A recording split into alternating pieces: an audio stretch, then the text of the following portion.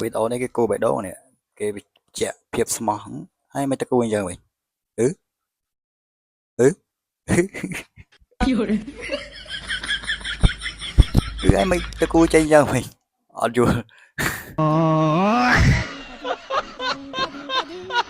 បាទបងប្អូនតោះមើលការលេងហ្គេមថ្មីបងប្អូននេះហ្គេមថ្មីបងប្អូនគ្នាបាទអ្នកណាគេដែលថាបោះដោបឈរគេថា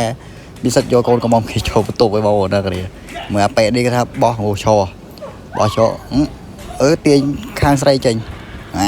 ធ្វើអីគេប្រូធ្វើអីគេប្រូធ្វើអីនេះថាហ្គេមហ្នឹងបើសិនជាបងប្អូនចង់លេងអីចឹងណាអាចលេងបានបងប្អូនទាំងអស់គ្នាបាទគឺថាតំណងខ្លាំងមែនតើថាហ្គេមនេះគឺថាដល់បែហ្មងហើយថាយើងចង់លេងអញ្ចឹងយើងមានគ្នាតែ3នាក់គឺថាលេងបានណាបងប្អូនទាំងអស់គ្នាបាទធ្វើវីដេអូឲ្យមិនក៏ថាកប់សេរីដែរបងមើលអាវីដេអូនេះអានេះគេមានដាវយកមកទេគាត់ថាកាត់កង់ឡានវាដែលដាវម៉ែណាផុយម៉ែអានេះអាឡូទៀតអានេះអាឡូអាកិនថ្មម៉ាំងមកស្ដើងនេះស្អីគេនេះថ្មីអិចអូយកមកកាត់ថ្មីអិចវាមិនដែលកាត់ថ្មីអិចដាច់ទេដាច់ដាវប៉ុណ្្នឹងសោះឆ្ងល់ដល់ទៅពេលយើងវាមិនដែលដាវនឹងមកកាត់ថ្មីអិចឲ្យកាត់កោតតើយើងមកមើលអាវីដេអូនេះមួយកំពុងតែ viral ខ្លាំងមែនតើបងប្អូនអរគ្នាបាទ